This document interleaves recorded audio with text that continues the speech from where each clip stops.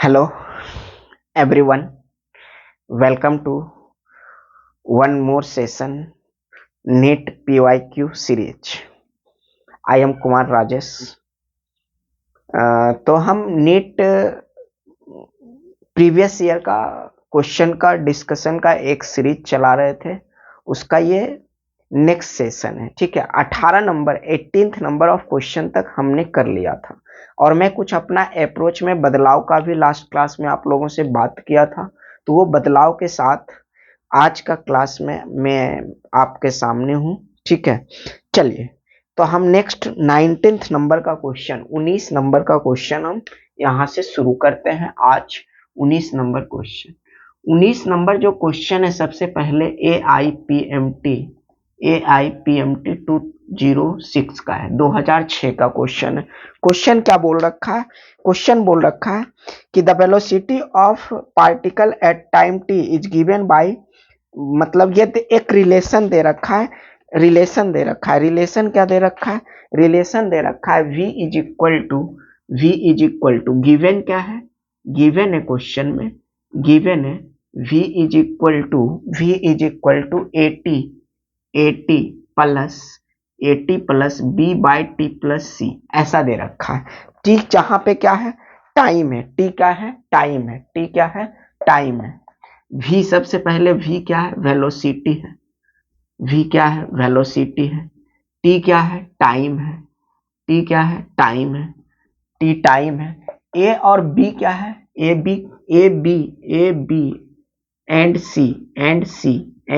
And C are constant. ये क्या है? कांस्टेंट है।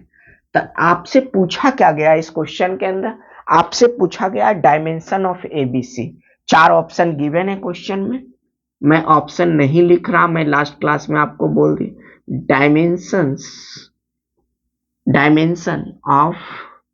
Dimension of a comma b and c. A b c का डायमेंशन क्या होगा, ये आपसे क्वेश्चन में क्या किया गया? पूछा गया। चलिए इस क्वेश्चन का सॉल्यूशन की तरफ हम चलते हैं। आप एक वर्ड सुने होंगे, प्रिंसिपल ऑफ होमोजेनिटी। ठीक है, प्रिंसिपल ऑफ होमोजेनिटी ये बोलता है कि कोई भी रिलेशन गिवन है किसी भी फॉर्म में, तो उसका जैसे ये गिवन है 80, मतलब ये दो टर्म AT और B बाई टी प्लस सी का डायमेंशन सेम होगा और इनका डायमेंशन वेलोसिटी के डायमेंशन के बराबर होंगे। ये प्रिंसिपल ऑफ होमोजेनिटी बोलता है। ठीक है, तो बस उसी अप्रोच को लगा करके, तो मतलब बाय प्रिंसिपल ऑफ होमोजेनिटी यहाँ पे डायमेंशन क्या हो जाएगा? डायमेंशन ऑफ v वेलोसिटी का जो ये वेलोसिटी है, तो वेलोसिटी का डायमेंशन किसके के बराबर हो जाएगा? ए टी के डायमेंशन के बराबर, और यहाँ पे इज इक्वल टू किसके डायमेंशन के बराबर हो जाएगा? बी बाय टी प्लस सी के डायमेंशन के बराबर हो जाएगा। अब देखिए यहां से सबसे पहले फर्स्ट और सेकंड को इक्वेट कर लीजिए, तो डायमेंशन ऑफ v, नेक्स्ट यहां लिखेंगे तो dimension of v is equal to क्या है? Dimension of 80। तो यहां से हम लिखेंगे तो dimension of velocity L T के पावर -1, ये होगा डायमेंशन ऑफ वेलोसिटी, इसका डायमेंशन होगा। इज इक्वल टू एक को बाहर ले लीजिए, कांस्टेंट है। टाइम का डायमेंशन कैपिटल टी हो जाएगा। तो यहां से ए का डायमेंशन क्या मिला? ए का डायमेंशन को हम इस ला करके इधर जब करेंगे तो डिवीजन में ऊपर जाएगा, तो अगेन मल्टीप्लाई एल टी के पावर -2। ए का डायमेंशन हमको मिल गया। अब हम बी का डायमेंशन निकालेंगे, फिर सी का डायमेंशन निकालेंगे। तो सबसे पहले आप सी का डायमेंशन निकाल लीजिए। देखिए यहाँ पे ये टी प्लस सी है, ये क्या है? टी प्लस सी है। तो टी प्लस सी है, इसका मतलब ये हुआ कि डायमेंशन ऑफ सी टी के बराबर है, तभी तो दोनों को ऐड किया गया। तो सी का भी डायमेंशन मिल गया हमको। टाइम का जो डायमेंशन सी का जो डायमेंशन होगा वो किसके बराबर होगा? टाइम के, बिकॉज की दो क्वांटिटी का एडिशन या सब्सट्रैक्शन तब पॉसिबल है जब दोनों का यूनिट सेम हो, डायमेंशन सेम हो, तभी हम उस क्वांटिटी को, जाहिर सी बात है यूनिट सेम होगा तो डायमेंशन सेम होगा। ठीक है, तो डायमेंशन क्या हो? बराबर है, डायमेंशन बराबर है, ये दोनों एडिशन में लिखे हैं, तो सी का डायमेंशन टाइम के डायमेंशन के बराबर होगा। नेक्स्ट हम चलते हैं, डायमेंशन ऑफ बी लिखते हैं, dimension of B. Dimension of अगर मैं बी लिखूं तो कैसे, देखिए यहां से इक्वेट कर लीजिए, मैं रेड पेन से नीचे लिख रहा हूं, रेड पेन। डायमेंशन ऑफ, जैसे ये भी लिखा है, बी का डायमेंशन हम निकाल रहे हैं, जैसे ये बी लिखा है डी इज इक्वल टू, इसको फर्स्ट और थर्ड को मैं रिलेट कर रहा हूं, तो ये क्या हो जाएगा, बी डिवाइडेड बाय क्या लिखा है, डिवाइडेड बाय टी प्लस सी, यही तो लिखा है ये चीज है। तो यहां से बी क्या हो जाएगा, बी का जो डायमेंशन होगा वो वेलोसिटी का डायमेंशन, अ प्रोडक्ट ऑफ ये टी प्लस सी के फॉर्म में ऐसे लिखा, टी प्लस सी का डायमेंशन क्या है, टी है। अब वेलोसिटी का डायमेंशन क्या होता है, एल टी के पावर -1 ऐसा होता है, और इसका डायमेंशन क्या है, टी प्लस सी, ये डायमेंशन टी है, ये डायमेंशन टी है, इसका डायमेंशन टी होगा। देखिए ये टी प्लस सी है, तो बच्चे यहाँ गलती कर सकते हैं, अपना दिमाग यूज लगा, ये टी का डायमेंशन टी लिखेंगे, सी का 2t कर देंगे, ऐसा नहीं होता, ऐसा नहीं होता। ये टी प्लस सी का डायमेंशन क्या है, टी ही होगा। आप बात समझ लीजिए, यहाँ पे बच्चे गलती कर सकते हैं, टी प्लस सी, ये टी लिखा तो यहाँ 2t कर देंगे, ऐसा मत कीजिएगा। ये टी प्लस सी का डायमेंशन क्या है, टी है, ऐसा। तो यहाँ पे करेंगे तो ये आप टोटल, हम नेट रिजल्ट जब लिखेंगे तो डायमेंशन क्या हो जाएगा, एल टी के पावर -2, एल टी के पावर -2, ये हो जाएगा एल टी के पावर -2। आई होप कि आप बात को समझ गए होंगे, आप बात को क्या है, समझ गए होंगे। नहीं नहीं नहीं नहीं नहीं, ये तो कैंसिल हो जाएगा ना, ये टी के इनवर्स है, टी के पावर 1 है, तो ये कहां से आ गया, सॉरी, डायमेंशन क्या हो जाएगा, एल हो जाएगा, डायमेंशन इसका क्या हो जाएगा, ओनली बी का डायमेंशन एल हो जाएगा। अब ये करेक्ट है। तो आई होप कि इस क्वेश्चन को आप समझ गए होंगे। ये AIPMT 2006 का पूछा हुआ क्वेश्चन था, ठीक है, AIPMT 2006 का पूछा हुआ क्वेश्चन था। तो आई होप आपको ये बातें समझ में आ गई होंगी। नेक्स्ट आगे बढ़ते हैं, ऐसा ही रिलेशन बेस्ड क्वेश्चन है एक, नेक्स्ट 20वां नंबर क्वेश्चन की तरफ, नेक्स्ट 20 नंबर क्वेश्चन की तरफ बढ़ते हैं।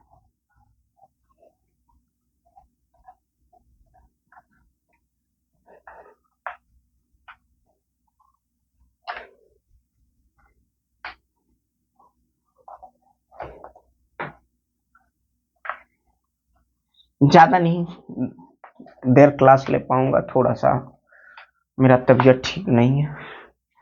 नेक्स्ट ये है क्वेश्चन AIPMT 96 का, 1996, AIPMT 1996 का क्वेश्चन है।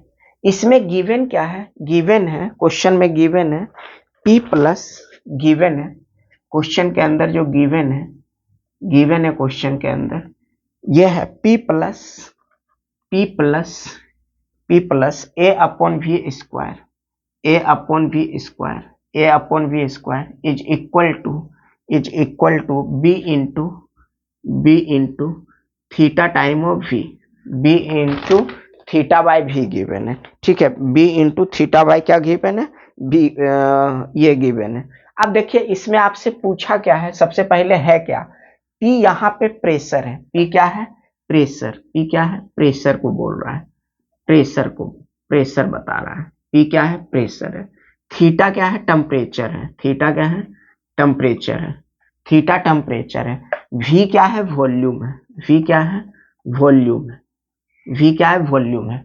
और A B क्या है, कांस्टेंट है, A और B क्या है, A एंड B क्या है, कांस्टेंट है, A and B are constant, ये कोई कांस्टेंट है, ठीक है, A B आपका कांस्टेंट है। तो इसमें क्वेश्चन में आपसे पूछा गया है कि डायमेंशन ऑफ A आपको बताने हैं, डायमेंशन किसका बताना है, A का बताना है डायमेंशन, ठीक है। तो A का डायमेंशन निकालने से पहले मैं थोड़ा सा आपको प्रेशर का डायमेंशन निकालना सिखाता हूं, जिन बच्चे को नहीं आता है, सारे को तो ऐसा मैं नहीं बोलूंगा कि नहीं आते हैं।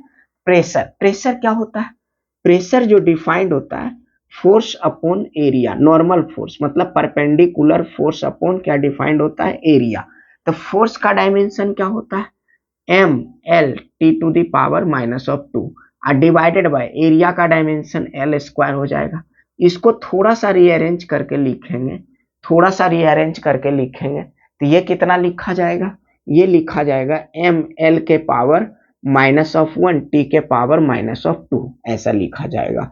ये किसका डायमेंशन हो गया, ये डायमेंशन हो गया प्रेशर का। ठीक है, आप देखिए हमको डायमेंशन किसका चाहिए, हमको डायमेंशन चाहिए ए का डायमेंशन। इस क्वेश्चन में पूछ रखा है, हो सके किसी क्वेश्चन में सिर्फ प्रेशर का ही डायमेंशन था। मैं बोला था कि उसके आसपास का जो भी कॉन्सेप्ट होगा वो सारा मैं डील करता चलूंगा। ठीक है, तो प्रेशर का डायमेंशन निकल गया, प्रेशर का। अब हमको ए का, अब देखिए ये प्रेशर के डायमेंशन में दिस टर्म को ऐड किया गया है, इसका मतलब फिर by again principle of homogeneity लगाएंगे तो यहाँ पे जो dimension A upon V square का होगा सेम डायमेंशन प्रेशर का, मतलब जो प्रेशर का डायमेंशन है वही ए बाय वी का स्क्वायर का डायमेंशन होगा।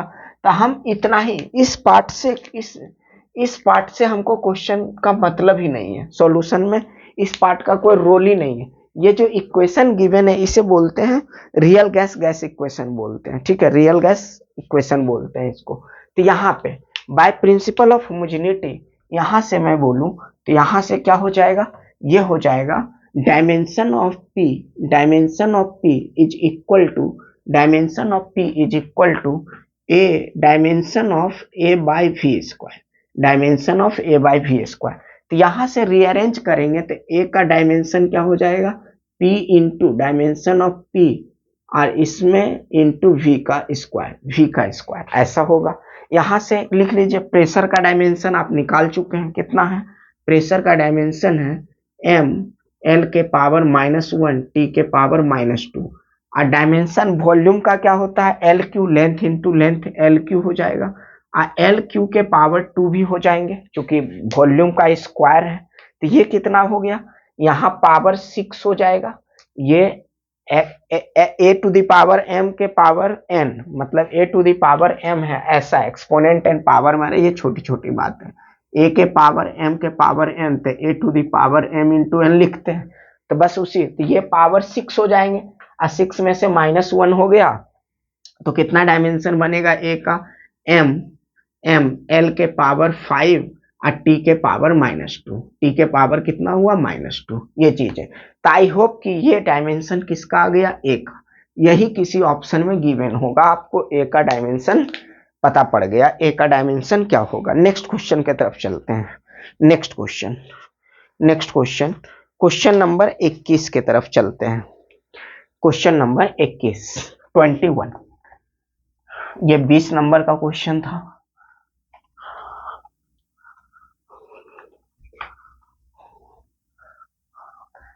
Question number 20,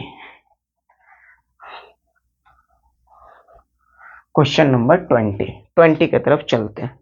question number 20 number question, question 20, question 20, ये क्वेश्चन है आपका ये 2 बार क्वेश्चन पूछा गया है। AIPMT 92, AIPMT 1992 और एक बार ये 2004 में 2004 में भी ये क्वेश्चन पूछा गया। क्वेश्चन क्या है, universal constant dimension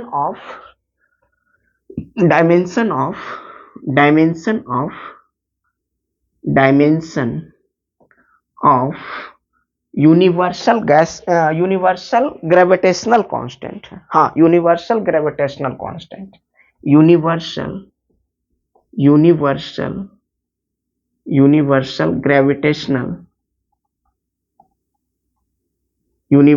gravitational constant, universal gravitational constant का डायमेंशन क्या होगा, मतलब क्या है, कैपिटल जी जो universal gravitational law of gravity, gravity chapter पढ़िएगा तो ये पढ़ना ही पढ़ना है।